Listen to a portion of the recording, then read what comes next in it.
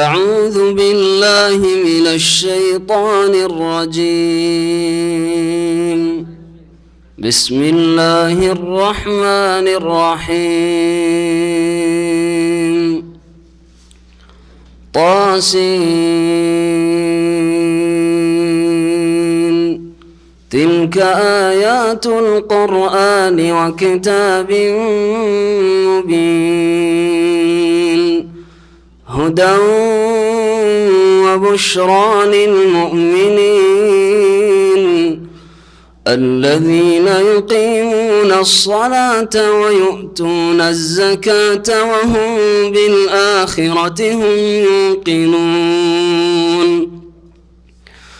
إن الذين لا يؤمنون بالآخرة زينا لهم أعمالهم إن الذين لا يؤمنون بالآخرة زينا لهم أعمالهم فهم يعمهون. أولئك الذين لهم سوء العذاب أولئك الذين لهم سوء العذاب وهم في الآخرة هم الأخسرون. وإنك لتلقى القرآن من لدن حكيم عليم.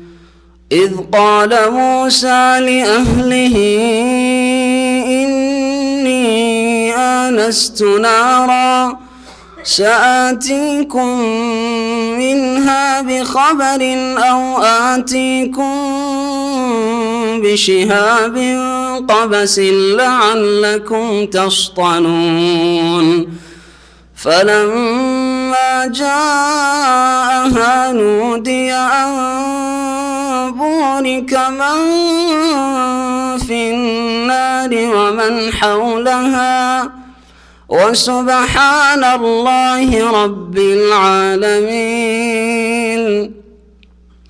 يا موسى إنه أنا الله العزيز الحكيم وألق عصاك فلما رآها تهتز كأنها جان ولا مدبرا ولم يعقب. يا موسى لا تخف إني لا يخاف لدي المرسلون إلا من ظلم ثم بدل حسنا بعد سوء فإني غفور رحيم. وأدخل يدك في جيبك تخرج بيضاء من غير سوء في 9 آيات إلى فرعون وقومه في 9 آيات إلى فرعون وقومه إنهم كانوا قوما فاسقين. فلما جاءتهم آياتنا مبصرة قالوا هذا سحر مبين وجحدوا بها واستيقنتها أنفسهم ظلما وعلوا فانظر كيف كان عاقبة المفسدين. السلام عليكم ورحمة الله وبركاته. إن الحمد لله نحمده ونستعينه ونستغفره ونعوذ بالله من شرور أنفسنا ومن سيئات أعمالنا. من يهده الله فلا مضل له ومن يضلله فلا هادي له. وأشهد أن لا إله إلا الله وحده لا شريك له وأشهد أن محمدا عبده ورسوله صلى الله تعالى عليه وعلى آله وصحبه وسلم تسليما كثيرا. يا أيها الذين آمنوا اتقوا الله حق تقاته ولا تموتن إلا وأنتم مسلمون يا أيها الناس اتقوا ربكم الذي خلقكم من نفس واحدة وخلق منها زوجها وبث منهما رجالا كثيرا ونساء واتقوا الله الذي تساءلون به والأرحم إن الله كان عليكم رقيبا يا أيها الذين آمنوا اتقوا الله وقولوا قولا سديدا يصلح لكم أعمالكم ويغفر لكم ذنوبكم ومن يطع الله ورسوله فقد فاز فوزا عظيما أما بعد فأعوذ بالله من الشيطان الرجيم بسم الله الرحمن الرحيم طاسين تلك آيات القرآن وكتاب مبين هدى وبشرى للمؤمنين الذين يقيمون الصلاة ويؤتون الزكاة وهم بالآخرة هم يوقنون إن الذين لا يؤمنون بالآخرة زينا لهم أعمالهم فهم يعمهون أولئك الذين لهم سوء العذاب وهم في الآخرة هم الأخسرون সম্মানিত ভাতৃমণ্ডলী, আল্লাহ পাক রব্বুল আলমিনের সমস্ত প্রশংসা যে আল্লাহ পাক রব্বুল আলমিন কোরআন কারীম নাযিল করেছেন এবং আমাদের মতো বহু মানুষকে এর দ্বারা এই 1400 বছরের মধ্যে হেদায়েত দান করেছেন। আর বহু মানুষ যারা কোরআন কারীমের দাওয়াতকে অবজ্ঞা করেছে, অস্বীকার করেছে, অবহেলা করেছে, তাদেরকে আল্লাহ পাক লাঞ্ছিত অপদস্থ করেছেন। আর কিয়ামত পর্যন্ত আল্লাহ পাকের এই নীতিমালা সুন্নাতুল্লাহ চালু থাকবে। যারা কোরআন কারীমের কাছে এগিয়ে আসবে আল্লাহ পাক তাদেরকে সম্মানিত করবেন, আর যারা কোরআন কারীম থেকে দূরে সরে যাবে আকীদায়, আমলে, আখলাকে, চরিত্রে, আদান প্রদানে আল্লাহ পাক তাদেরকে লাঞ্ছিত অপদস্থ করবেন। শাসক হোক অথবা জনসাধারণ হোক, যে কোনো স্তরের মানুষ হোক না কেন। সালাত এবং সালাম নাযিল হোক প্রিয় নবী মুহাম্মদুর রাসূলুল্লাহ সাল্লাল্লাহু আলাইহি ওয়াসাল্লামের উপর, যাকে আল্লাহ পাক রব্বুল আলামিন কোরআন কারীম দিয়ে সবচেয়ে বেশি সম্মানিত করেছেন, যার সাহাবায়ে কেরামদেরকে তারপরে আল্লাহ পাক সম্মানিত করেছেন, যার উম্মতকে আল্লাহ পাক সম্মানিত করেছেন আল কোরআনুল কারীম দিয়ে। আজকে তাফসীর হবে সূরাতুন নামলের। এই সূরার নাম সূরাতুন নামল এই জন্য যে এই সূরায় পিপিলিকার কথা, যাকে আরবি ভাষায় নামল বা নামলাতুন বলা হয়। নামলাতুন একটি পিপিলিকা, আর নামল মানে পিপিলিকার জাত। পিপিলিকার কথা উল্লেখ করা হয়েছে সুলাইমান আলাইহিস সালামের ঘটনায় এই সূরায়, যে শব্দটিকে নিয়ে নামকরণ হয়েছে সূরাতুন নামল। এই সূরা নবী করিম সাল্লাল্লাহু আলাইহি সাল্লামের মক্কি জীবনে হিজরতের পূর্বে নাযিল হয়েছে। এই সূরায় বিভিন্ন বিষয় উল্লেখ করা হয়েছে, তবে মৌলিক বিষয় মক্কি সূরাগুলির হচ্ছে তৌহিদ, আকীদা, বিশ্বাসের বিষয়, আল্লাহর প্রতি ঈমান, আখিরাতের প্রতি ঈমান, রাসূলের প্রতি ঈমান। এই বিষয়গুলি বিশেষ করে এই সূরায় আলোচনা করা হয়েছে। আর শুরু হয়েছে এই দিয়ে যে কোরআন কারীম দিক নির্দেশনা দেয় বিশ্বাসীদেরকে, সুসংবাদ পেশ করে বিশ্বাসীদের জন্য, এবং বিশ্বাসী মুমিন মানে জাতিসূত্রে বংশসূত্রে মুমিন হওয়াই নয়, বরং তাদের কিছু কাজকর্ম রয়েছে যা আল্লাহ পাক অপরিহার্য করেছেন, ফরজ করেছেন। তার দু একটি কাজ বিশেষ করে উল্লেখ করা হয়েছে, যা দিয়ে অন্যান্য আমলগুলির দিকে ইঙ্গিত করে দেওয়া হয়েছে যে এই রকম বেশ কিছু ভালো কাজ আছে, যেই কাজগুলি করলে ভালো বিশ্বাস আছে, যে বিশ্বাসগুলি রাখলে মুমিন হয়। বিশ্বাসী শুধু যথেষ্ট না, তার সাথে কিছু কর্ম করতে হয়, আমল করতে হয়, তাহলে মুমিন ইমানদার হয়।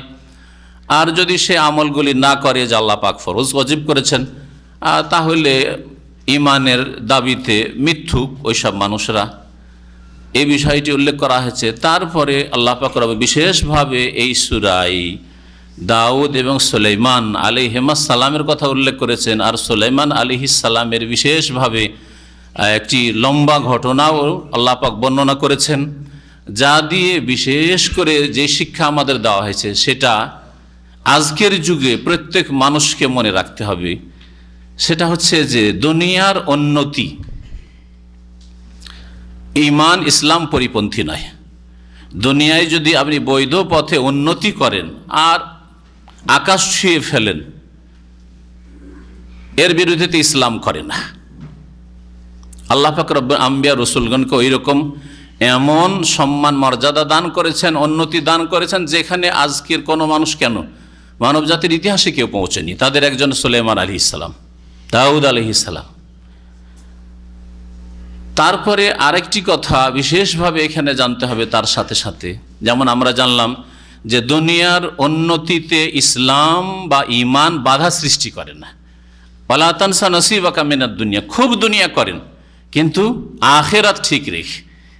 দুনিয়া তুচ্ছ জগৎ, সংকীর্ণ জগৎ, মাত্র কয়েক বছরের জগৎ, তাও আপনার জানা নেই যে কতদিন আমার কাছে আছে। এই জগতের আয়েশ আরামের জন্য স্থায়ী জগৎকে খারাপ করিয়েন না। স্থায়ী জগৎ আখিরাতকে ঠিক রেখে দুনিয়ার শীর্ষ স্থানেও যদি উঠে যান, ইসলামে কোন রকমের বাধা সৃষ্টি করে না, বরং আল্লাহ পাক নির্দেশ দিয়েছেন ওয়ালা তানসা নসিবাকা মিনাদ দুনিয়া। সূরা কাসাসের গত সপ্তাহে যে তাফসীর হয়েছে তাতে একটা অংশ ছিল। কারণ কি আল্লাহ বলছেন যে দুনিয়ায় যে তোমার অংশ আছে, ধন সম্পদ বৈধভাবে অর্জন করা, ওপরে উঠা, এটা ভুলে যেও না, উপেক্ষা করিও না, করো, কোনো দোষ নেই। দুনিয়া করতে বাধা নেই। ডাক্তার, ইঞ্জিনিয়ার, বৈজ্ঞানিক, সায়েন্টিস্ট ইত্যাদি যা কিছু ধরে নেয় দুনিয়ার হতে বাধা নেই, কিন্তু স্থায়ী জগৎ আখিরাতকে ঠিক রেখে। আর আখিরাত ঠিক রাখতে হলে ইমানের যেসব বিষয়াদি রয়েছে, ইমানের পিলার রয়েছে, সেগুলি ঠিক রাখা। আর ইমানের প্রমাণ প্রুফ স্বরূপ আমল কর্ম ঠিক রাখা। আল্লাহর সাথে আপনার আচরণ ঠিক থাকে, আল্লাহর বান্দা মানুষের সাথে, আল্লাহর সৃষ্টির সাথে আপনার আখলাক, আচরণ, চরিত্র যেন ঠিক থাকে। 2 নম্বর যে বিষয়টি অত্যন্ত জরুরি বা যে শিক্ষাটি এতে রয়েছে, সেটা হচ্ছে যে আজকালকার অধিকাংশ মানুষ, বলবো না শুধু মুসলিমরা মনে করে যে দিন ইসলাম মেনে চললে, ইসলামের বিধিবিধান মেনে চললে এক পা বাড়া যাবে না। হ্যাঁ, এইরকম কথা সাধারণ মানুষও বলে, এক শ্রেণীর জাহেল মোল্লারাও বলে। এক হাফেজ বলছে, এটা কোনো অন্যায় কাজ করেছে, কেউ বাধা দিয়েছে, তখন বলছে যে এত যদি ইসলাম মেনে চলি তাহলে এক পা বাড়ানো যাবে না। যার ফলে আজকাল বর্তমান যুগে পর্দাও তো করা যাবে না, হালাল হারাম অত বেছে চলা যাবে না, ব্যবসা বিজনেসের ক্ষেত্রে, আয় উপার্জনের ক্ষেত্রে নামাজ ওইভাবে জামাতের পাবন্দি করা আর ফজরে একেবারে জামাতে হাজির, এতগুলি সম্ভব নয়। মনে হচ্ছে যে যদি এগুলো মেনে চলে তো এক পা বাড়ানো যাবে না। এগুলি শয়তানের শিক্ষা। যাইয়ানা লাহুমুশ শাইতানু আমালাহুম, তাদের পাপগুলিকে সাজিয়ে সাজিয়ে পেশ করেছে শয়তান, যে চলতে পারবি না তুই ইসলাম মানলে। হ্যাঁ, ইমান ধর্ম যদি করিস, আখেরাত করিস, তাহলে এক পা বাড়াইতে পারবি না। শয়তান এই কথাগুলি সাজিয়ে পেশ করছে বদ প্রকৃতির মানুষের কাছে, দুর্বল ইমানের মানুষের কাছে। এই কথাটি কুফরি পর্যন্ত পৌঁছাতে পারে যে দিন ইসলাম মেনে চললে আগে বাড়া যাবে না। এর খণ্ডন এই সূরায় বিশেষভাবে দাউদ আলাইহিস সালাম, সুলাইমান আলাইহিস সালাম তাদের ঘটনা রয়েছে। সুলাইমান আলাইহিস সালামের মতো রাজত্ব না পৃথিবীতে কেউ পেয়েছে না পাবে। হ্যাঁ, তাই না? ঈমান আমলের ক্ষেত্রে আল্লাহর এমন নেক বান্দা যে নবী হওয়ার পরেও নবী এইদিকে নবী দিন কত পুরা করে ঠিক রেখেছেন, তাহলে চিন্তা করেন। সাধারণ কোনো নেক বান্দা না, সিদ্দিক নাই, শহীদ নাই, শুধু নবী সবচেয়ে উচ্চ মর্যাদা। তাই ঈমানের দিক থেকে, আখিরাতের দিক থেকে নিজের মর্যাদা সবচেয়ে ঊর্ধ্বে। দুনিয়ার ক্ষেত্রে, ক্ষমতার ক্ষেত্রে দুনিয়ার যত শাসক এসেছে আর যত আসবে সবার চাইতে ঊর্ধ্বে।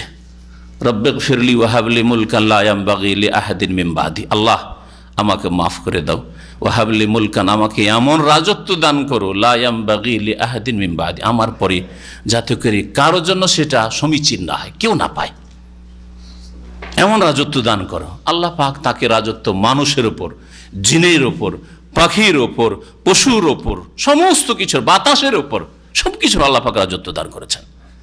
সুবহানাল্লাহ। দুনিয়ার উন্নতির পরিপন্থী দিন নয়, যে দিন মানলে দুনিয়ার উন্নতি করা যাবে না, এ কথা ভ্রান্ত কথা।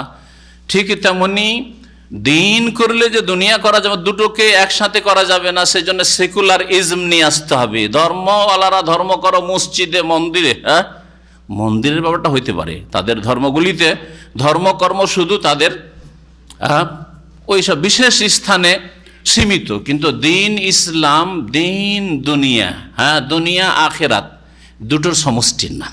একজন মুমিন দুটোকেই একসাথে নিয়ে চলবে, দুটোকে একসাথে নিয়ে চলবে।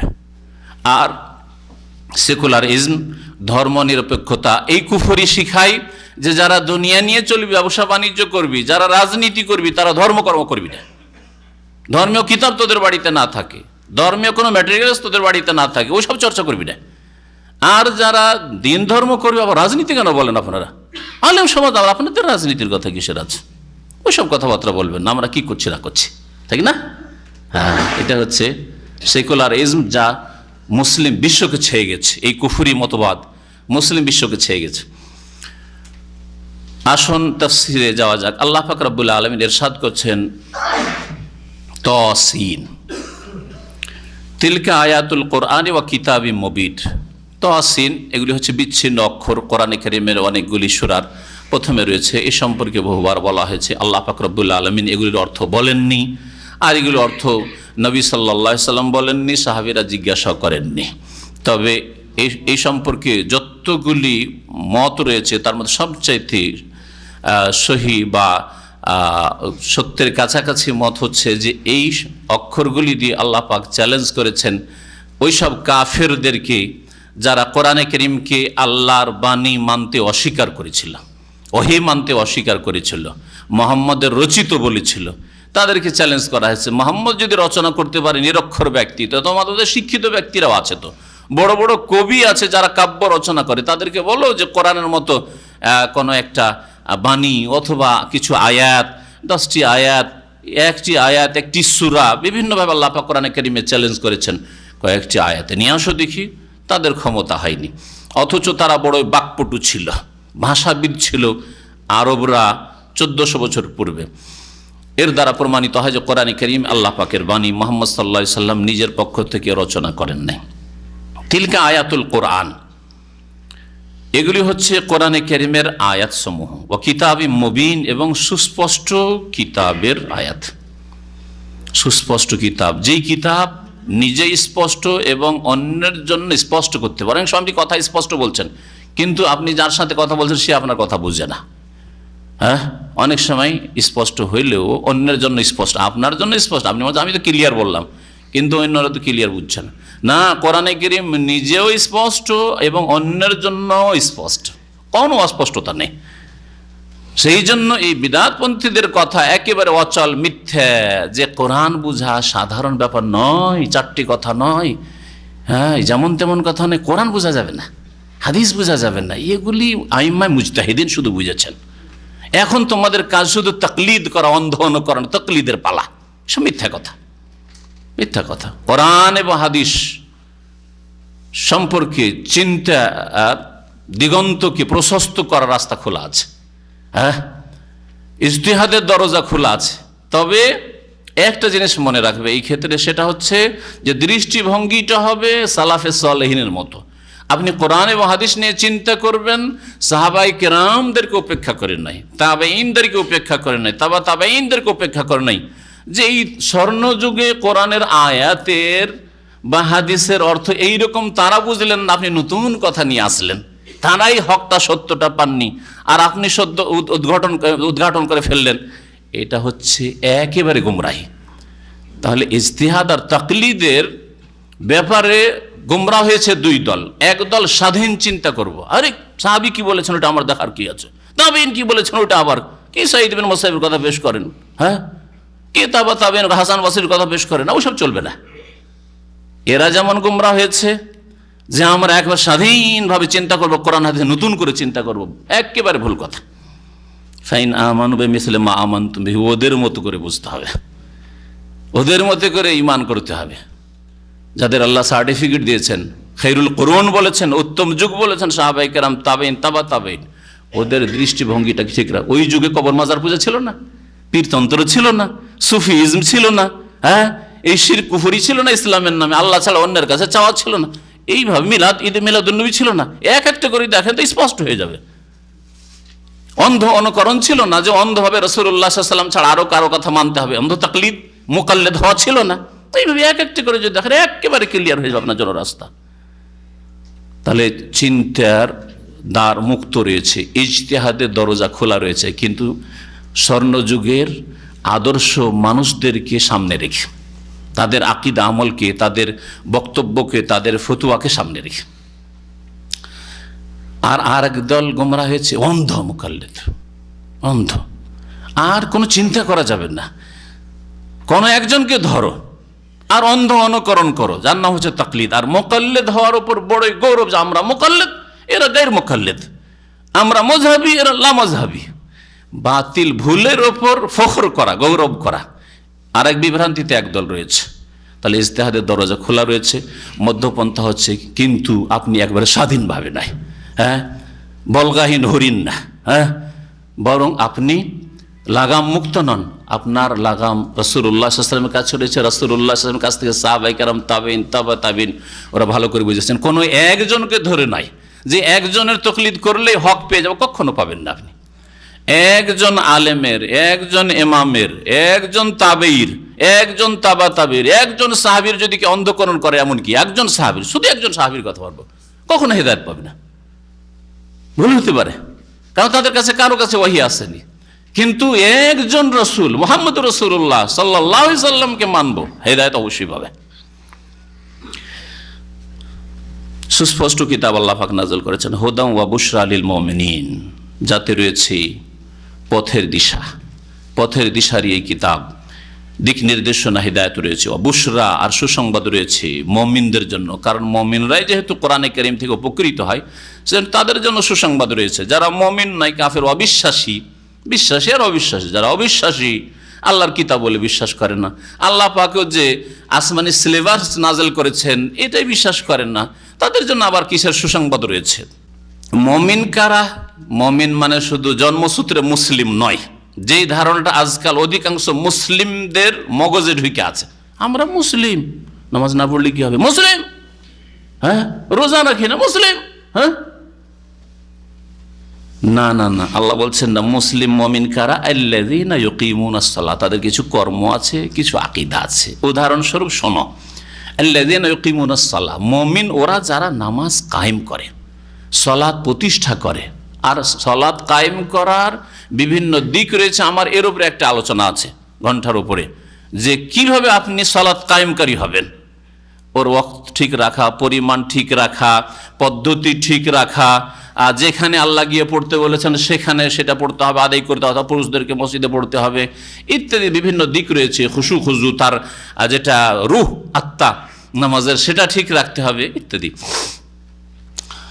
যারা নামাজ কায়েম করে, তাহলে 5 ওয়াক্তে 4 ওয়াক্ত করলে নামাজ কায়েম করলো না, টাইম পার করে সূর্য ওঠার পরে ফজর পড়লে নামাজ কায়েম করলো না, হ্যাঁ, বিদাতি তরিকায় নামাজ পড়লে, নাওয়াইতো দিয়ে নামাজ পড়লে নামাজ কায়েম করলো না, ইক্তাদাতে বেহাজাল ইমাম দিয়ে পড়লে নামাজ কায়েম করলো না, যায় নামাজের দোয়া দিয়ে পড়লে নামাজ কায়েম করলো না, সম্মিলিত মোনাজাত নবী সাল্লাল্লাহু আলাইহি ওয়াসাল্লাম করেননি, সাহাবীরা করেনি, করলে নামাজ কায়েম করলো না।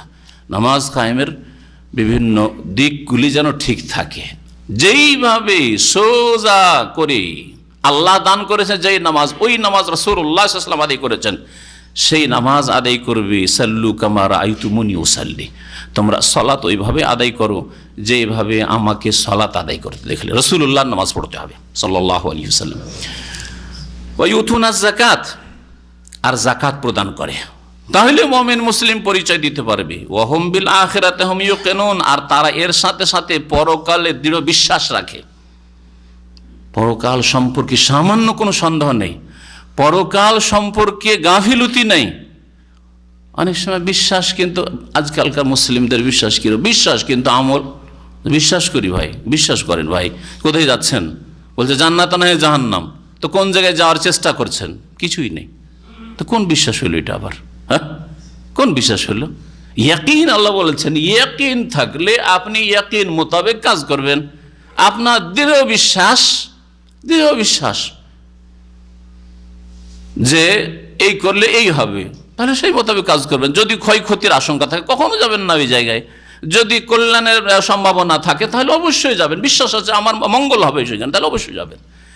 তা আপনি যদি জান্নাত জাহান্নামে বিশ্বাস রাখেন, আখেরাতে বিশ্বাস রাখেন, হিসাব জবাবদেহিতে বিশ্বাস রাখেন, আল্লাহর সামনে হাজিরা দিতে হবে, এক একটি করে জবাবদেহি করতে হবে, বিশ্বাস রাখেন, তাহলে সেই মোতাবেক কর্ম হবে, আকীদা হবে। ইন্নাল্লাযীনা লা ইউমিনুনা বিল আখিরাহ, নিশ্চয়ই যারা পরকালে বিশ্বাস করে না, যারা পরকালে বিশ্বাসী নয়, দাবিদার বিশ্বাসের অন্যায় বিশ্বাসী করে না, যায়্যানা লাহুম আমালাহুম, তাদের পাপের কাজগুলিকে আমি তাদের জন্য সুশোভিত করেছি। তাদেরকে পাপের কাজ সুন্দর লাগে, পাপ করতে মজা লাগে, পাপের কথা বলতে মজা লাগে, তাদের জন্য ওইগুলোই সাজিয়ে পেশ করা হয় যেন। আল্লাহ পাক সাজিয়ে পেশ করেছেন, এটা এই জন্যই বলা হচ্ছে যে সৃষ্টিকর্তা সব কিছুর আল্লাহ। আল্লাহ পাক কোরআনে কারীমে একটি আয়াতে ইরশাদ করেছেন, ওয়াল্লাহু খালাকাকুম ওয়া মা তা'মালুন, আল্লাহ তোমাদেরকেও সৃষ্টি করেছেন আর তোমাদের কর্মগুলিকে আল্লাহ সৃষ্টি করেছে। সৃষ্টিকর্তা আল্লাহ। যদি বলেন না খারাপ কাজগুলো শয়তান কুমন্ত্রণের মাধ্যমে সাজিয়ে সাজিয়ে পেশ করে, যে আরে এটা তো মজার জীবন রে, আরে জীবনে তুই মদটাই খালি না, একটা সিগারেট টানলি না, তুই একটা গার্লফ্রেন্ড রাখলি না, এই সাজিয়ে সাজিয়ে শয়তান পেশ হয়, তো শয়তানের কাজ। কিন্তু আল্লাহ পাক রব্বুল আলামিনকে সৃষ্টিকর্তা হওয়া থেকে যদি আপনি সরিয়ে দেন, তার মানে শয়তান আল্লাহ পাকের ইচ্ছার বিরুদ্ধে আল্লাহ করতে চান না, আর শয়তান করে ফেলছে, তাহলে আল্লাহ তো অক্ষম হয়ে যান। হ্যাঁ, এই জন্য সৃষ্টিকর্তা আল্লাহ, তবে আল্লাহ পাক রব্বুল আলামিন কখনো খারাপ কাজের জন্য নির্দেশও দেন না, ওর উপর সন্তুষ্ট হন না, ওর জন্য উৎসাহিত করেন না, কখনো আল্লাহ করেননি। শয়তান সাজিয়ে, এই জন্য অন্য আয়াতে সামনে আয়াত আসছে, ওয়াযায়্যানা লাহুমুশ শায়তানু আমালাহুম, শয়তান তাদের আমলগুলি পাপগুলিকে সুশোভিত করে পেশ করেছে, সাজিয়ে সাজিয়ে পেশ করেছে, যেগুলো কর, এই কর, এই কর, এই কর, ঘুমা, যাবি কেন নামাজ পড়তে, কি জানটাই কষ্ট দিস, ওইটাই কষ্ট দিচ্ছি, ঘুম এখন পড়া হয়নি। এইভাবে যতগুলি পাপ রয়েছে শয়তান সাজিয়ে পেশ করে। কিন্তু শয়তানের ক্ষমতা সীমিত, শয়তান আল্লাহ পাকের ইচ্ছার বিরুদ্ধে আল্লাহ করতে চান না আর করে দেবেন, এটা হইতে পারে না। বান্দাকে তার সাথে সাথে আল্লাহ পাক স্বাধীন ছেড়েছেন, এমন নয় যে আল্লাহ পাক বাধ্য করে পাপ করিয়ে নিচ্ছেন, কখনো না। আর প্রত্যেক মানুষ এটা অনুভব করছেন যে আমি কিন্তু ভালো কাজের ক্ষেত্রে বাধ্য না, ভালো কাজে যাচ্ছি, ইচ্ছা করলে রাস্তা থেকেও ফিরতে পারেন। আপনি স্বাধীনভাবে ফিরছেন, স্বাধীনভাবে ভালো কাজে যাচ্ছেন, স্বাধীন কাজে মন্দতে হাত বাড়াচ্ছেন, তাহলে আল্লাহ পাক স্বাধীনতা দিয়েছেন, এই স্বাধীনতাকে মন্দ কাজে প্রয়োগ করছেন। খারাপ জায়গায় গিয়ে আপনি আপনার পরিশ্রম লাগাচ্ছেন, সেই জন্য আপনাকে আল্লাহর সামনে আসামি হইতে হবে, জবাবদেহি করতে হবে। আল্লাহ বলেছেন যে ভালো কাজে তোমার মেহনত পরিশ্রম লাগাও, স্বাধীন আল্লাহ পাক করেছেন আপনাকে। যারা পরকালে বিশ্বাস করে না তাদের জন্য আমি তাদের কাজগুলিকে সুশোভিত করেছি, ফাহুম ইয়ামাহুন, সুতরাং তারা সেই বিভ্রান্তিতে ঘুরপাক খেতে থাকে। ইয়ামাহুন মানে ঘুরপাক খেতে থাকে, গুমরাহিতেই ঘুরপাক খেতে থাকে। উলাইকা আল্লাযীনা লাহুম সুউল আযাব, এইসব লোকেরা যারা পরকালে বিশ্বাসী নয়, পরকাল সম্পর্কে চিন্তা নেই, যার ফলে দুনিয়ায় পাপে ডুবে থাকলো আর ওই পাপের কাছেই ঘুরপাক খেতে, যেখানে গুনাহ আছে, অন্যায় আছে, ওখানে আছে, ভালো কাজে অংশ নেই তাদের। এদের জন্য বড় মন্দ শাস্তি রয়েছে, সুউল আযাব। আল্লাহ বলছেন খুব খারাপ শাস্তি রয়েছে। ওয়াহুম ফিল আখিরাতি হুমুল আখসারুন, আর তারা পরকালে সবচেয়ে বেশি ক্ষতিগ্রস্ত। ইসিম তাফজিল, খাসিরুন নয়, আখসারুন, অধিক ক্ষতিগ্রস্ত, ওদের চাইতে বেশি জিরো আর কেউ হবে না। দুনিয়ার হিরো নেতৃত্বে, পয়সায় দুনিয়ার হিরো, হ্যাঁ, শিক্ষায় দুনিয়ার শিক্ষায় হিরো হয়েছিল, কিন্তু আখেরাতে জিরো হবে। কেন? আখেরাতে বিশ্বাস ছিল না, সেজন্য আখেরাতের জন্য কিছু করেনি। জান্নাত লাভের জন্য না আকীদা, না আমল ছিল, কর্ম ছিল, মেহনত ছিল। আর পাপের কাজ খুব মজা লাগতো, ওতেই ঘুরপাক খেতে থাকতো, যার ফলে এদের জন্য কঠোর শাস্তি, আর এরা সবচেয়ে বেশি ক্ষতিগ্রস্ত, জিরো। ওয়া ইন্নাকা লাতুলাক্কাল কোরআন, এরপরে নবী করিম সাল্লাল্লাহু আলাইহি সাল্লামকে আল্লাহ পাক সম্বোধন করেছেন যে কোরআন তোমার গড়া নয়, তোমার তৈরি করা নাই, আমি আল্লাহ নাজিল করেছি, আল্লাহর পক্ষ থেকে কোরআন এসেছে। কাফিরদের, অবিশ্বাসীদের জানিয়ে দাও, মানব জাতিকে জানিয়ে দাও, ইন্নাকা, আর নিঃসন্দেহে নবী তুমি লাতুলাক্কাল কোরআন, অবশ্যই হাসিল করছো। তালাক্কা, তালাক্কা মানে কোনো কিছু অর্জন করা, হাসিল করা। তুমি কোরআন হাসিল করছো মানে কোরআন প্রাপ্ত হচ্ছ, প্রাপ্ত হয়েছো বা হচ্ছ। মিল্লাদুন হাকিমিন আলিম, এমন এক সত্তার পক্ষ থেকে যিনি বড়ই প্রজ্ঞাবান, হাকিম, হেকমতের অধিকারী, যার কথায়, কাজে, বিধানে, আদেশ নিষেধে হেকমত, প্রজ্ঞা রয়েছে। আর আলিম, যিনি সর্বজ্ঞ, সব কিছুই জানেন, কোনটা কার জন্য কল্যাণকর হবে, কোন সময়ের জন্য কোনটা সমীচীন হবে, আল্লাহ পাক সব কিছুই জানেন। এবং আল্লাহ পাকের প্রত্যেকটি জিনিসে হেকমত রয়েছে। তার পক্ষ থেকে এই কোরআন তুমি প্রাপ্ত হয়েছ। এরপরে মূসা আলাইহিস সালামের সম্পর্কে তার বড় ঘটনা রয়েছে, বাল্যজীবন থেকে শুরু করে, যা সূরা কাসাসে, আর কোন সূরায় এর আগে পড়েছেন? হ্যাঁ, সূরা তাহাতে পড়েছেন। এখানে সংক্ষেপে বলা হয়েছে বিশেষ একটা অংশ, তার নবুয়ত প্রাপ্তি, যে নবী হইলেন, রাস্তায় আল্লাহ পাক ডাকলেন, আল্লাহ পাক রব্বুল আলামিন ডাক দিলেন তাকে, আগুন দেখে গেলেন, কিন্তু সেটা আগুন ছিল না, আল্লাহ পাকের নূর ছিল। সবুজ গাছে, সবুজ পাতা বিশিষ্ট গাছ, আর দেখে মনে হচ্ছে আগুন জ্বলছে, সেটা আগুন ছিল না। তারপরে আগুন যদি জ্বলে তো সবুজ পাতাগুলি জ্বলে যাবে, পাতাও সবুজ হয়ে রয়েছে, আর আগুনও দাও দাও করে জ্বলছে। আজব দৃশ্য। এই দৃশ্য দেখলেন মূসা আলাইহিস সালাম, আল্লাহর পক্ষ থেকে নবী হলেন, রসুল হলেন। আল্লাহ পাক হুকুম করলেন, যাও, তোমাকে যে দায়িত্ব দিচ্ছি সেই দায়িত্ব পালনে তুমি যাও, দাওয়াত দিতে যাও ফেরাউনকে আর ফেরাউনের অনুসারীদেরকে।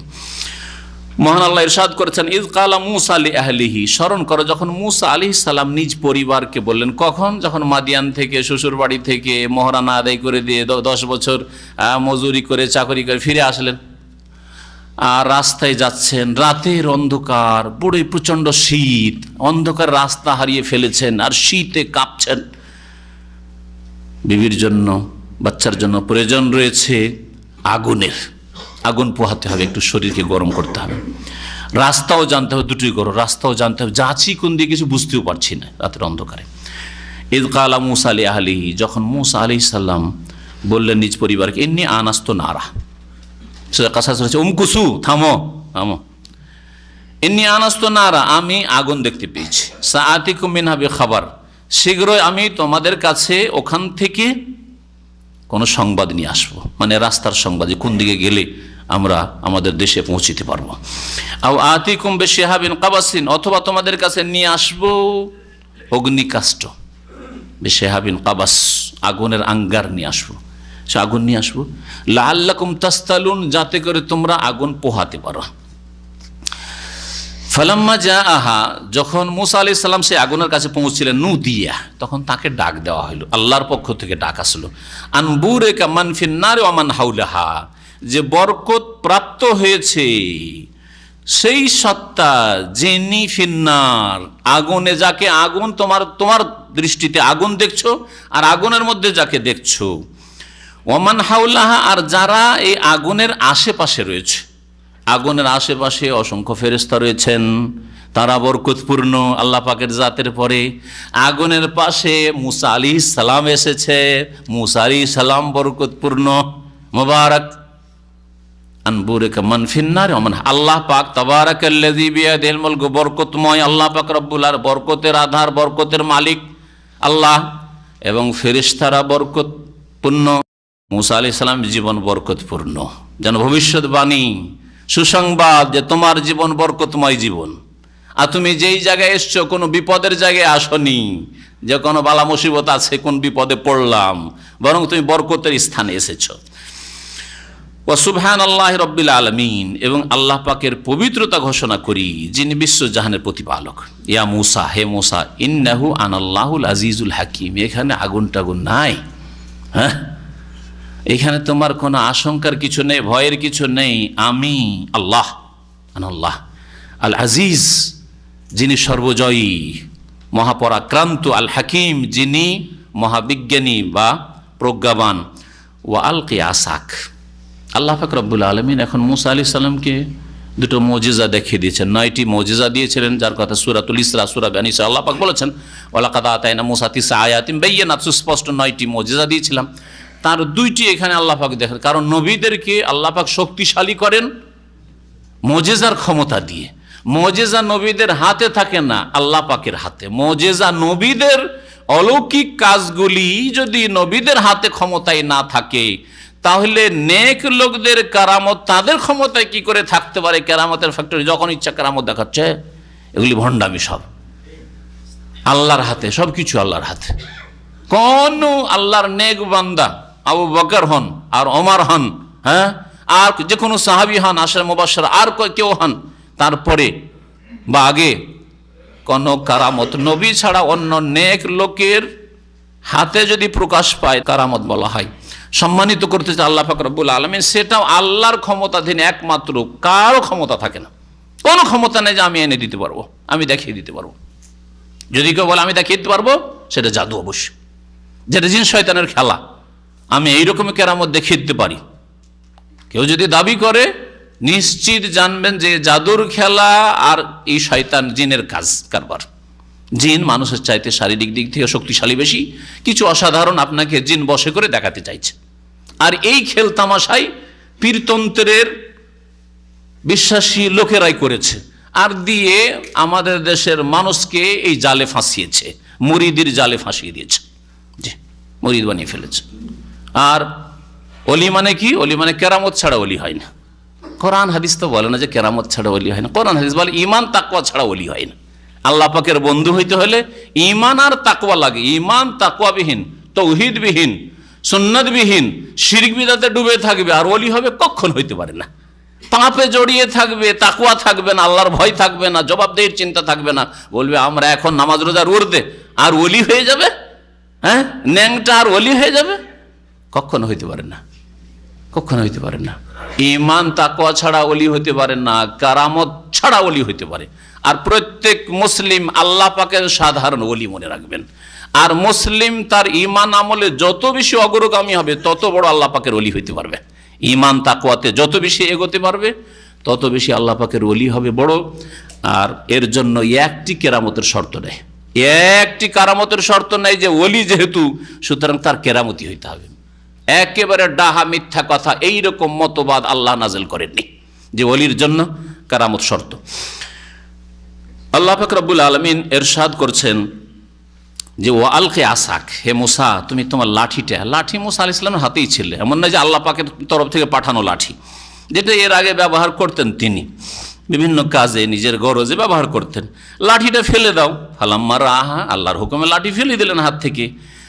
দেখলেন যখন যে তাহতাজ্জ, সেটা ছুটাছুটি করছে। তাহতাজ্জ মানে নড়াচড়া করা, হিতাজ্জা মানে নড়াচড়া করে, হাত পা যে নড়াচড়া করছে এটাকে হিতাজ্জা বলা হয়। হ্যাঁ, তো এই ছুটাছুটি করছে, কান্না জান্নুন, যেমন মনে হচ্ছে যে এক এমন সাপ, জান বলা হয় চিকন সাপকে, হ্যাঁ, সরু আর খুব দ্রুত ছুটতে পারে, হ্যাঁ, ভেদা সাপ না যে ভারী হয়ে পড়ে আছে চলতে পারে না, ওইরকম সাপ বলা জান।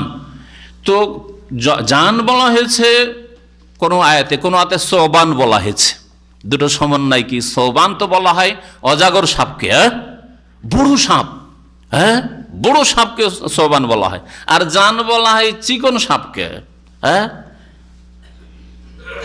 দুটো সমন্বয় হচ্ছে যে লাঠিটা এত দ্রুত ছুটাছুটি করছিল সাপ হয়ে, যে দ্রুত ছোটার দিক থেকে মনে হচ্ছিল যে ওই চিকন সাপগুলি যেমন খুব দ্রুত ছুটতে পারে ওই রকম মনে হচ্ছিল। আর চিকন ছিল না, আসলে বড় হওয়ার দিক থেকে, দেখার দিক থেকে একেবারে বিশাল সাপ ছিল। এই জন্য ফায়দাহা সোবানুম মুবিন আল্লাহ কোরআনে কারীমে বলেছেন। এটা হচ্ছে দুটো কথার সমন্বয়। না হলে ডিকশনারিতে দেখলে সোবান মানে দেখবেন বড় সাপ, অজগর সাপ, আর জান মানে হচ্ছে ছোটোখাটো চিকন সাপ যেগুলো খুব লাফাইতে পারে, দ্রুত চলতে পারে। আল্লাহ পাক রব্বুল আলামিন ইরশাদ করছেন যে সাপের মতো ছোটাছুটি করা শুরু করলো। ওয়াল্লা মুদবিরান, মুসা আলাইহিস সালাম, বোঝা গেল মানুষ ছিলেন, তাই না? মানুষ ছিলেন, বোঝা গেল যে গায়েব জানতেন না, অদৃশ্যের খবর রাখতেন না, যে অদৃশ্য জগৎ থেকে আল্লাহর ওইখান থেকে হুকুম হয়েছে যে এটা আসলে লাঠি, কিন্তু আমার মুজিজা, কিছু জানতেন না তিনি। তিনি ভাবছেন যে মানুষ, আমি আর সাপ, আরে বাপরে বাপ, সাপ দেখলে মানুষ থাকতে পারে, তাই না? জি জি জি জি, হ্যাঁ হ্যাঁ, প্রত্যেক নবী রাসূল তারা মানুষ ছিলেন।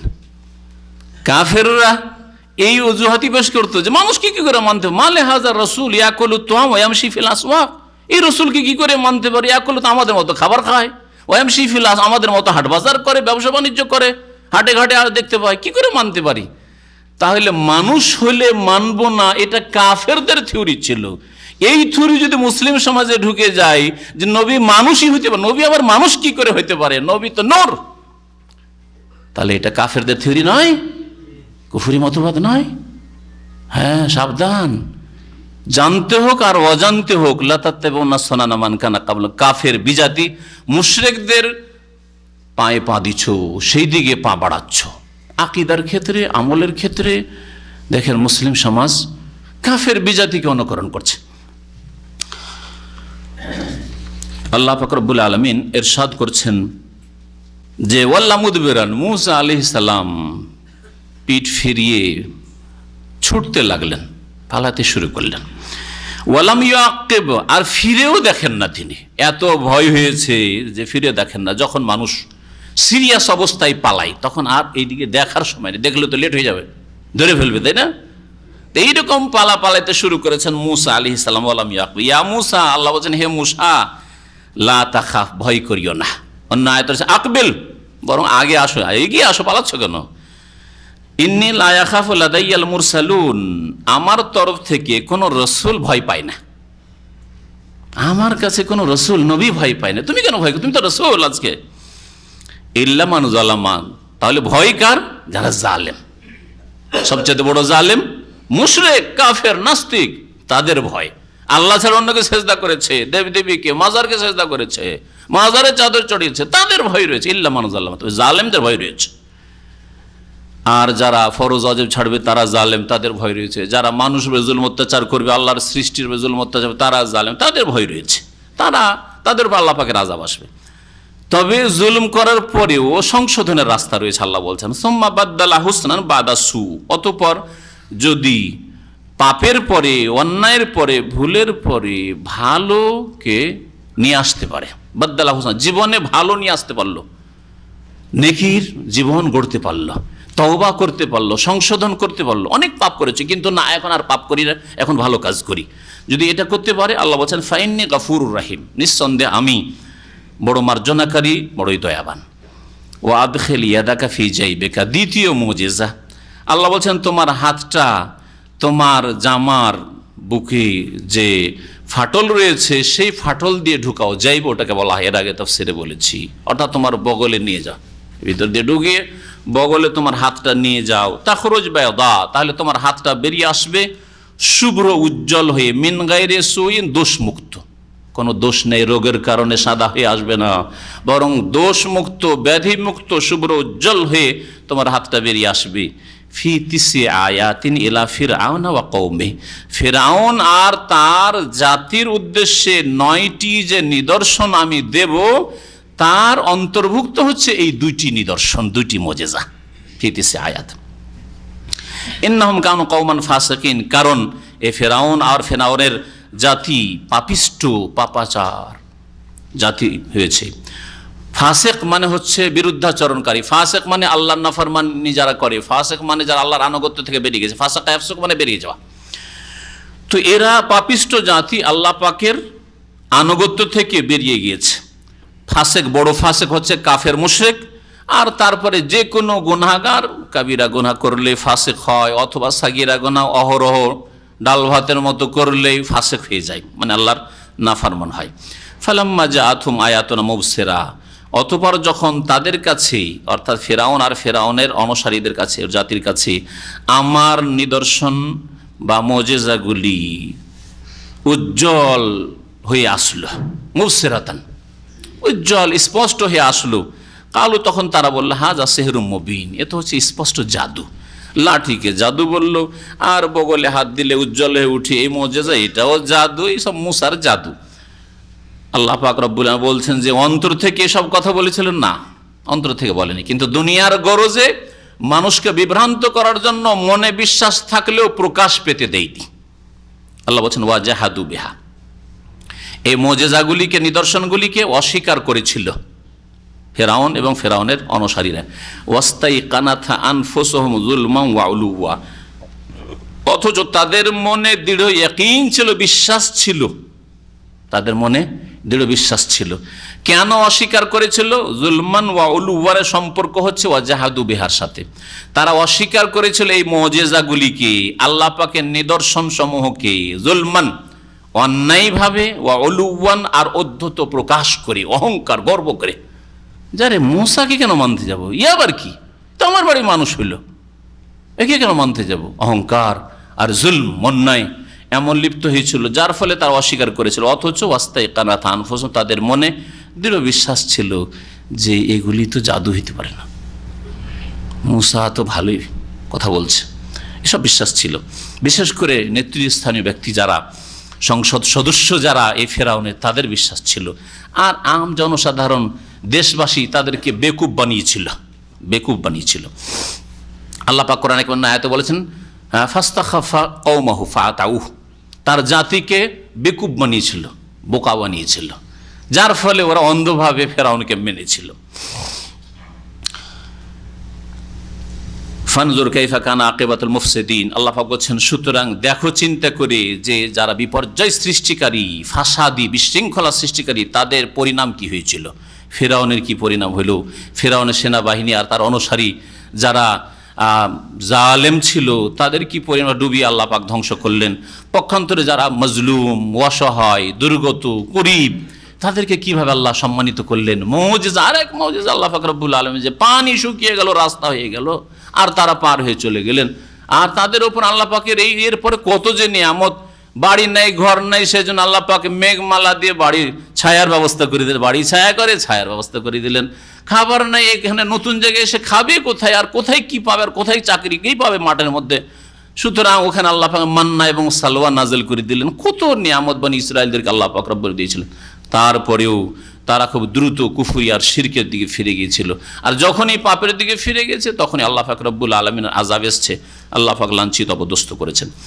এরপরে মহান আল্লাহ দাউদ এবং সুলাইমানের কথা উল্লেখ করে বলছেন, ওয়ালাকাদ আতাইনা দাউদা ওয়া সুলাইমানা ইলমা, আর নিঃসন্দেহে আমি দাউদ এবং সুলাইমানকে জ্ঞান দান করেছিলাম, দিন দুনিয়ার জ্ঞান, ওহির জ্ঞান দান করেছিলেন, দুইজনকে নবী বানিয়েছিলেন। আর তার সাথে সাথে দুনিয়ারও জ্ঞান দিয়েছেন। দাউদ আলাইহিস সালামকে লোহা দিয়ে বিভিন্ন জিনিস তৈরি করার এত বড় ক্ষমতা দেওয়া আছে। ওয়া আলান্না লাহুল হাদিদ, তার জন্য লোহাকে কি করে দিয়েছিলাম, একেবারে নরম করে দিয়েছিলাম, যেইভাবে ইচ্ছা করতেন। যেমন আপনারা কাদা নিয়ে যেই রকম ইচ্ছা পুতুল তৈরি করতে পারেন, বা বল তৈরি করতে পারেন, গুলি তৈরি করতে, যা ইচ্ছা তাই তৈরি করতে পারেন, ওই রকমই দাউদ আলাইহিস সালামের জন্য আল্লাহ নরম করে দিয়েছিলেন। আর সুলাইমান আলাইহিস সালামকে আল্লাহ পাক জ্ঞান দান করেছিলেন, এছাড়াও বহু জ্ঞান, তার মধ্যে বিচার জ্ঞান, বিচারের জ্ঞান আল্লাহ পাক দাউদ আলাইহিস সালামকে দিয়েছিলেন খুব। আর তার চাইতে বেশি দিয়েছেন সুলাইমান আলাইহিস সালামকে আল্লাহ পাক রব্বুল আলামিন। যেমন কোরআনে কারীমের একটি ঘটনা থেকে সেটা স্পষ্ট হয়, ওয়াকালা, আর উভয়ে বলেছিলেন আলহামদুলিল্লাহ, সমস্ত প্রশংসা আল্লাহ পাকের, অশেষ শুকরিয়া আল্লাহ পাকের।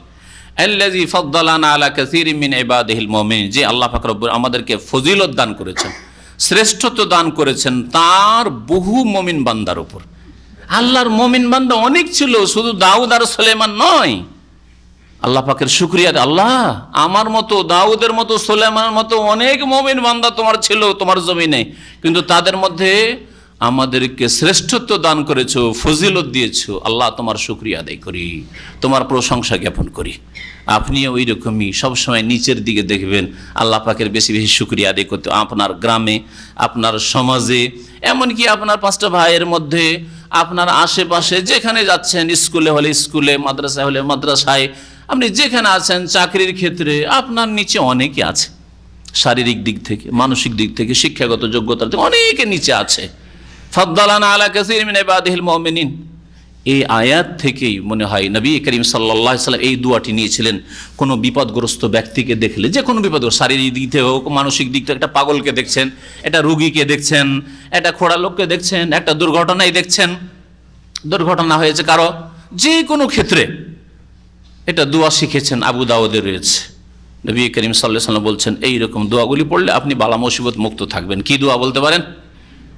আলহামদুলিল্লাহিল্লাযী আফানি মিম্মা ইবতালাকা বিহি ওয়া ফাদ্দালানি আলা কাসীরিম মিম্মান খালাকা তাফদিলা ওয়া ফাদ্দালানি আলা কাসীরি মিম্মান খালাক তাফদিলা। আলহামদুলিল্লাহ, সে আল্লাহ পাকের সমস্ত প্রশংসা। আল্লাযী আফানি, যে আল্লাহ আমাকে নিরাপদ রেখেছেন, মিম্মা ইবতালাকা বিহি, ওই বিপদ আপদ থেকে যাতে আপনি পড়েছেন বা যাতে ওরা পড়েছে। আপনি মিম্মা ইবতালাহুমও করতে পারেন, যদি অনুপস্থিত থাকে দূর থেকে আপনি কোনো ঘটনা শুনতে পেলেন যে তারা বড় বড় বিপদে পড়েছে। আলহামদুলিল্লাহ আল্লাযী আফানি বা আফানা মিম্মা ইবতালাহুম বিহি ওয়া ফাদ্দালানা, বহুবচন করতে ওয়া ফাদ্দালানা আলা কাসীরিন মিম্মান খালাকা তাফযীলা। আর বহু মানুষের উপর আল্লাহ পাক রব্বুল আলামিন, বহু সৃষ্টির আল্লাহ পাক আমাদেরকে ফজিলত দান করেছেন, শ্রেষ্ঠত্ব দান করেছেন। আল্লাহ পাকের শুকরিয়া এইভাবে আদায় করবেন।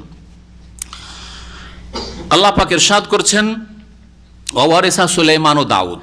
দাউদ আলাইহিস সালামের জামানা শেষ হইল, তার ইন্তেকাল হইল। কে ওয়ারিস হলেন, উত্তরাধিকারী হলেন?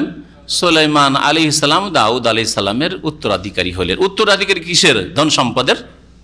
ধন সম্পদের না। আমরা ওয়ারিস উত্তরাধিকারী হওয়া মানে মনে করিনি যে কিসের? ধন সম্পদের। বাপ মারা গেছে, ছেলে উত্তরাধিকারী হয়েছে, মানে ধন সম্পদ, জমি জায়গা ইত্যাদি, তাই না? না, এর নাই। কেন? এই জন্য সহিহ বুখারীর হাদিস রয়েছে, নাহানু মাশিরুল আম্বিয়া, আমরা হচ্ছি নবীদের দল, লা নুরিসু, আমরা কাউকে উত্তরাধিকারী বানাই না। আমাদের ধন সম্পদের কেউ ওয়ারিস হইতে পারে না। মা তারাকনাহু, যা আমরা ছেড়ে যাব, পরিত্যক্ত ধন যা থাকবে, ফাহুয়া সাদাকা, সেটা কি হবে? সাদাকা, দান হবে। তাহলে এই না যে দাউদ আলাইহিস সালামের টাকা পয়সা, ধন দৌলত, প্রপার্টির, জমি জায়গার, এই সবের ওয়ারিস হয়েছিলেন। আর তাই যদি হয়তো সুলাইমান কেন ওয়ারিস হবে? দাউদ আলাইহিস সালামের 100টি স্ত্রী, তখন জায়েজ ছিল, চারের বেশি জায়েজ ছিল। 100টি স্ত্রীতে 100 স্ত্রীতে আর ছেলে মেয়ে ছিল না, তাহলে তারাও তো ওয়ারিস হয়েছে। তাদের কথা কেন আল্লাহ বললেন না? তাহলে বোঝা যায় এখানে ধন সম্পদের ওয়ারিসের কথা বলা হয়নি। কিসের ওয়ারিস? নবুয়াতের ওয়ারিস। দাউদ আলাইহিস সালাম নবী, আল্লাহ পাক আবার উত্তরাধিকারী নবী করলেন সুলাইমানকে। এটা 2 নম্বর। রাজত্বের ওয়ারিস, আল্লাহ পাক রাজত্ব দিয়েছিলেন দাউদ আলাইহিস সালামকে, হুকুমত দিয়েছিলেন, হুকুমত আল্লাহ পাক রব্বুল আলামিন সুলাইমান আলাইহিস সালামকে দিয়েছেন, এটাও বলতে পারেন। ওয়াকালা, আল্লাহ পাক বলছেন, ওয়ারিসা সুলাইমান ও দাউদ, সুলাইমান আলাইহিস সালাম দাউদ আলাইহিস সালামের উত্তরাধিকারী হলেন। ওয়াকালা, আর বললেন আল্লাহ পাকের শুকরিয়া জ্ঞাপন করতে গিয়ে, আইয়ুহান নাস, হে দেশবাসী, হে মানব সকল, উল্লিমনা মানতিকাত তায়র, আমাকে শিক্ষা দেওয়া হয়েছে পাখির বুলির।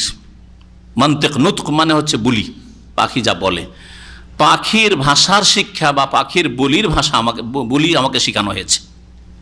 ওয়া উতিনা মিন কুল্লি শাই, আর আমাকে সর্বপ্রকার নিয়ামত দেওয়া হয়েছে। উতিনা মিন কুল্লি শাই, সর্বপ্রকার, কোরআনের ভাষায় যে বলা হয়েছে সর্বপ্রকার দেওয়া হয়েছে, তার মানে কি? কে সুলাইমান আলাইহিস সালামকে সব দেওয়া হয়েছে, মিন কুল্লি শাই, সব দেওয়া হয়েছে। সুলাইমান আলাইহিস সালামকে সব দেওয়া হয়েছে বা সর্বপ্রকার নিয়ামত দেওয়া হয়েছে একটি দেশ পরিচালনার জন্য, একটি শক্তিশালী রাজত্বের জন্য, একটি শক্তিশালী শাসনের জন্য যা লাগে তা দেওয়া হয়েছে। এটা একটু পরে বিলকিসের ঘটনা, তো এইরকমই ভাষা আসবে। উতিয়াত মিন কুল্লি শাই, আর বিলকিসকেও সবকিছু দেওয়া হয়েছিল। সবকিছু মানে কি? সুলাইমানের মতো দেওয়া হয়েছিল না, তা তো দেওয়া হয়নি। তার সুলাইমানের মতোই দেওয়া হয়নি, তো সব কি করে দেওয়া হইলো? বোঝা গেছে না? তাহলে মিন কুল্লি শাই মানে মিন কুল্লি শাই লিল মুলক, একটা দেশ পরিচালনার জন্য, রাজত্বের জন্য যা লাগে তাও বিলকিসকে দেওয়া হয়েছিল। ইয়ামান দেশে সবাই তার রাজত্ব পরিচালনার জন্য যা কিছু প্রয়োজন, সেনাবাহিনী লাগে, আরও যে সব ডিপার্টমেন্ট লাগে, সব ছিল তার প্রয়োজন, যা আপনার বাজেট, সব দেওয়া হয়েছিল। এটা উদ্দেশ্য। তো আল্লাহ পাক রব্বুল আলামিন ইরশাদ করেছেন যে সুলাইমান আলাইহিস সালাম বললেন, ওয়াকালা ইয়া আইয়ুহান নাস, হে লোকেরা, উল্লিমনা মানতিকাত তায়র, আমাকে আল্লাহ পাকের পক্ষ থেকে পাখির বুলি শেখানো হয়েছে। ওয়া উতিনা মিন কুল্লি শাই, আর আমাদেরকে প্রত্যেকটি নিয়ামত দেওয়া হয়েছে। ইন্না হাযা লাহুয়াল ফাদলুল মুবিন, নিঃসন্দেহে এটি হচ্ছে আল্লাহ পাকের স্পষ্ট অনুগ্রহ, আল্লাহ পাকের ফজল করম। দেখেন, এত বড় পদে চলে গিয়ে, এত শক্তিশালী শাসক এবং নবী হয়ে গিয়ে আল্লাহ পাকের ফজল করম অনুগ্রহ স্বীকার করছেন। এটা হচ্ছে ইমানি জীবন। আপনি যে কোনো স্তরে চলে যান না কেন, আপনি সবসময় আল্লাহ পাকের অনুগ্রহ আপনি স্বীকার করবেন। লাইন শাকারতুম লাযিদান্নাকুম, তাই আল্লাহ পাক আপনার নিয়ামত বাড়িয়ে দেবেন। কিন্তু আজকালকার অধিকাংশ শাসক বা অধিকাংশ পুঁজিপতি, ধনাঢ্যরা যখন ধন সম্পদ পায়, নেতৃত্ব পায়, তার আগে থেকে আল্লাহকে হয়তো ভুলে আছে, পরকাল ভুলে আছে, আর এইরকম শক্তি ক্ষমতা পেলে তো একেবারে ভুলে যায়, বেপরোয়া হয়ে যায়। ওয়াহুশির আলী সুলাইমান ও জুনুদহু মিনাল জিন্নি ওয়াল ইনসি ওয়াত তায়রি ফাহুম ইউজাউন। সমবেত করা হইল সুলাইমান আলাইহিস সালামের উদ্দেশ্যে তার বাহিনীকে। জুনদের বহুবচন জুনুদ, জুন্দ মানে বাহিনী, আর বিভিন্ন বাহিনী, মানুষের বাহিনী, জিনের বাহিনী, পাখির বাহিনী, পশুর বাহিনী, বাহিনী একত্রিত করা হইল। মিনাল জিন, জিনদের মধ্য থেকে, ওয়াল ইনস আর মানুষের মধ্য থেকে, ওয়াত তায়র আর পাখি জগৎ থেকে, পক্ষীকুল থেকে, ফাহুম ইউজাউন, অতঃপর এদেরকে বিন্যস্ত করা হইল, সারিবদ্ধ করা হইল, দলে দলে ভাগ করা হলো। পাখির দল, পাখির বহর আলাদা, হ্যাঁ, পশুর বহর আলাদা, জিনের বহর আলাদা, মানুষের বহর আলাদা, এইভাবে। আর অনেক লোক যখন এক জায়গায় একত্রিত হয় তখন সেগুলিকে আবার সামলিয়ে রাখতে হয়। হ্যাঁ, আজকাল মিছিল দেখে তো ভালোই বুঝতে পারছেন, তাই না? মিছিল আর বিক্ষোভ দিয়ে এই যে পশ্চিমা গণতন্ত্র যা উপহার দিয়েছে মুসলিমদেরকে, আর সাদরে মাশাআল্লাহ গ্রহণও করেছে মুসলমানরা, হ্যাঁ, সব কিছুই তাদের কাছ থেকে গ্রহণ করেছে। তার একটা হচ্ছে এই মিছিল বিক্ষোভ, এগুলোতে দেখবেন সামলে না রাখলে এলো পাথাড়ি কোথা থেকে কোথায় চলে যাবে দলের লোকেরা, হ্যাঁ, হইচই করতে করতে। সেই জন্য সামনে দেখেন, ডানে বামে পিছনে সব সামলে আছে, হ্যাঁ, সামলে আছে লোকদেরকে। তো বিশাল ওই রকমই বহর বেরিয়েছিল একদিন সুলাইমান আলাইহিস সালামের নেতৃত্বে। সুলাইমান আলাইহিস সালাম এসব বাহিনী নিয়ে একদিন বেরোলেন রাস্তায়। ফাহুম ইউজাউন, তাদেরকে সুবিন্যস্ত করা হয়েছিল, মানে যাতে করে সুষ্ঠুভাবে তারা রাস্তায় চলে। ইউজাউন, ইউজাউনের অর্থ হচ্ছে বিন্যস্ত করা, সুন্দর সেটিং। আর ইউজাউন মানে হয় তাদেরকে থেমে রাখা হয়েছিল, থেমে রাখা হয়েছিল। ওয়াজা মানে হচ্ছে কোনো কিছুকে থেমে রাখা। আর এটাই যখন বাবে এফআলে চলে যাবে তখন ওর বিপরীত অর্থ হবে। এখানে আরবি সার্ফের গ্রামার, যারা সার্ফ বুঝেন তারা বুঝতে পারবে, যেটাকে বলা হয় সালবে মাখাজ, মানে উল্টো অর্থ হবে, ওর উল্টো অর্থ হয়ে যাবে। যেমন তাহাজ্জুদ, হুজুদ মানে হচ্ছে ঘুম, নিদ্রা, আর তাহাজ্জুদ মানে ঘুম ত্যাগ করা, ঘুম ছেড়ে দেওয়া। এই তাহাজ্জুদের নামাজকে তাহাজ্জুদ নামাজ যেন বলা হয় সালবে মাখাজ। ঠিক তেমনই এখানে ওয়াজা মানে হচ্ছে বাধা দেওয়া, থেমে রাখা। আর ওইটাই তারপরের আয়াতে আসছে, সুলাইমান আলাইহিস সালাম আল্লাহর শুকরিয়া জ্ঞাপন করতে গিয়ে দোয়া করে, রব্বে আউজেনি। ওয়াজা চলে গেল আউজাতে বাবে ফালে, তখন আউজেনি মানে আল্লাহ আমাকে বাধা দিও না, হ্যাঁ, কিসে? তোমার শুকরিয়া আদায় করতে, মানে আল্লাহ আমাকে তৌফিকই দাও। তৌফিক না হওয়া যেন বাধা প্রাপ্ত হওয়া, আর তৌফিক হয়ে যাওয়া মানে বাধা মুক্ত হয়ে যাওয়া। তো এখানে আউজা মানে তখন হয়ে গেল তৌফিক দাও, রব্বে আউজেনি। এই গ্রামারটা এই জন্য বললাম যে দুটো শব্দ কাছাকাছি এসে, ইউজাউন ওয়াজা থেকে আর আউজেনি বাবে এফআল থেকে। বলছেন হাত্তা ইযা আতাউ আলা ওয়াদিন নামল, এমনকি যখন পিপিলিকার উপত্যকায় এসে পৌঁছিলেন সুলাইমান আলাইহিস সালাম, তার এই বিশাল বাহিনী নিয়ে যখন পিপিলিকার উপত্যকার কাছাকাছি এসেছেন, কালাত নামলাতুন, এক পিপিলিকা কথা বলতে শুরু করেছে। ইয়া আইয়ুহান নামল উদখুলু মাসাকিনাকুম, হে পিপিলিকা জগৎ, এ পিঁপড়ারা শোনো শোনো শোনো, উদখুলু মাসাকিনাকুম, তোমাদের বাসস্থানে তাড়াতাড়ি তোমাদের গর্তে ঢুকে পড়ো। মাসকানের বহুবচন মাসাকিন, তোমরা তোমাদের বাসায় ঢুকে পড়ো। লা ইয়াহতিমান্নাকুম সুলাইমান ওয়া জুনুদুহু, যেন তোমাদেরকে সুলাইমান আর সুলাইমানের এই বিশাল বাহিনী পদপিষ্ট না করে ফেলে। এত হাজার হাজার মানুষ চলে আসছে, আর জিন আসছে, আর কত পশু পাখি আসছে। পাখিগুলি দৃশ্য কত সুন্দর, তাফসীর কারগণ বলছেন পাখি ওপরে আকাশে, আকাশে দলবদ্ধ সারিবদ্ধ লক্ষ লক্ষ পাখি উঠছে, আর নিচে মানুষ, জিন, হ্যাঁ, আর পশু। সুবহানাল্লাহ। এইভাবে এই বহর বেরিয়েছিল। পিপিলিকা বুঝতে পেরেছে তার পিপিলিকারও বোধ শক্তি আছে, আর তার সাথে সাথে আরো কিছু, পিপিলিকার শুধু বোধ শক্তি নেই, সহি আকিদাও আছে। এটাও দেখব, পিপিলিকার সহি আকিদা শুধু না, পাখিরও সহি আকিদা আছে। ওরা শিরকি কুফরি বিদাতি আকিদা রাখে না, কিন্তু হতভাগা মানুষ শিরকি বিদাতি আকিদা রাখে। ওইটা এই শিক্ষাটা আজকের তফসিরে পাবেন, আর যদি না পৌঁছিতে পারি হুদহুদ পর্যন্ত, তো ইনশাআল্লাহ তাআলা আগামী সপ্তাহে পাবেন। তাহলে এইরকম যারা বদ আকিদা, শিরকি বিদাতি আকিদা রাখে, তাদের চাইতে ভালো হচ্ছে পাখি, তাদের চাইতে ভালো হচ্ছে পিপিলিক। এই জন্য আল্লাহ বলেছেন উলাইকা কাল আনাম, যারা আল্লাহ পাকের বিধান মোতাবেক জীবনযাপন করেন এরা চতুষ্পদ জন্তুর মতো। বালহুম আযাল, আর চতুষ্পদ জন্তু ভালো, ওরা তো শিরক কুফরি করে, কবর মাজার পূজা করতে যায় না, যায় মুরিদ হতে যায়, হ্যাঁ বিদাত করতে যায়, ঈদে মিলাদুন নবী করে বেড়ায়, হ্যাঁ কিছু করেন না। ওরা আল্লাহ পাক যেভাবে সৃষ্টি করেছেন চলার জন্য, আর যা খাওয়ার জন্য সে তাই খায়, অন্য কিছু খাবে না, অন্য কিছু যেটা ওর রিজিক না ওটা খাবে না। উলাইকা কাল আনাম বাল হুম আযাল, বরং চতুষ্পদ জন্তুর চাইতে কাফের, বিদাতি, মুশরিক, পাপিষ্ট হচ্ছে নিকৃষ্ট। আল্লাহ বলছেন বাল হুম আযাল, কারণ এরা গাফেল। উলাইকা হুমুল গাফিল, কারণ এরা আল্লাহর কিতাব থেকে, কোরআনে কারীম থেকে, রাসূলের আদর্শ হাদিস থেকে গাফিল এরা। তো এই পিপিলিকে বলে উঠলো যে লা ইয়াহতামান্নাকুম সুলাইমান ওয়া জুনু, সুলাইমান আর সুলাইমানের সেনাবাহিনী তোমাদেরকে যেন পদপিষ্ট না করে, আজকে তোমাদের সেরে দেবে। ওহম লা ইয়াশউরুন, আর এই নয় যে ইচ্ছা করে তারা জুলুম অত্যাচার করার জন্য এসছে, ওরা বেরিয়েছে, ওরা টের পাবে না যে তোমরা মরে গেলে পায়ের তলে পিষে, হ্যাঁ পায়ের তলে পিষে মরে। ওহম লা ইয়াশউরুন, তারা জানে না। কি বললো পিপিলিকে, কি বললো? ওহম লা ইয়াশউরুন, সুলাইমান বুঝতে পারবে না যে তোমরা পায়ের তলে পড়ে সব মরে গেলে, হ্যাঁ ধ্বংস হয়ে গেলি। আর সুলাইমানের সাথে জিনের আছে, ওরাও জানেন না। সুলাইমানের সাথে কত মুমিন আল্লাহর ওলির আছে, তারাও জানেন না। তাহলে এই পিপিলিকার আকিদা কি ছিল? যে নবী আলেমুল গায়ব নয়, ওলিরা নবীর সাথী সঙ্গী, ওলি তার সাহাবি, তার সাহাবি, নবীর সাহাবি, যেমন মুহাম্মদ সাল্লাল্লাহু আলাইহি ওয়াসাল্লামের সাহাবি সাহাবাই কেরাম, তেমন সুলাইমান আলাইহিস সালামের সাথে যারা মুমিন ছিল তার সাহাবি, তারা আল্লাহ পাকের সেই যুগের ভালো বড় বড় ওলি, তাই না?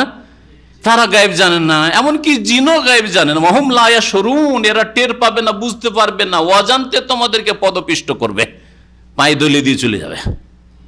ঢুকো ঢুকো তাড়াতাড়ি তোমাদের ঘর বাড়িতে ঢুকে পড়ো, গর্তে ঢুকে পড়ো, বুঝছেন না? এইটাই হচ্ছে সহি আকিদা, এটা হচ্ছে দ্বীনে ফিতরত, এটা হচ্ছে প্রাকৃতিক আকিদা, প্রাকৃতিক দিন, দ্বীন ইসলাম, তৌহিদ, সুন্নাত, নবীর আদর্শ চলবেন, এক আল্লাহর ইবাদত করবেন। ফাতাবাসসামা দাহিকাম মিন কাওলিহা, মুচকি হেসে উঠলেন। ফাতাবাসসামা দাহিকান, হেসে মুচকি দিলেন। তাবাসসাম মানে মুচকি দেওয়া, আর দাহিকা মানে হাসা। হাসাটা হচ্ছে দাহিক হচ্ছে মাঝামাঝি হাসা। তো যদি শুধু দাহিকা বলা হইতো তাহলে কেউ ভাবতো যে সুলাইমান আলাইহিস সালাম একটু বেশি হেসেছেন। আর তার উপরে বেশি হাসা হচ্ছে কাহা কাহা, অট্ট হাসি হাসা। কাহা কাহা হাসা হচ্ছে অভদ্রতা। সব সময় রুচিশীল সমাজে, ভদ্র সমাজে হ্যাঁ হ্যাঁ করে, এবার হাঁ করে হাসাটা হচ্ছে কি? অভদ্রতা। আর মুমিনদের কাছে ওইটা আরো গায়ের শরীফ লোকের কাজ, তাই না? এতে মানুষ হালকা হয়ে যায়।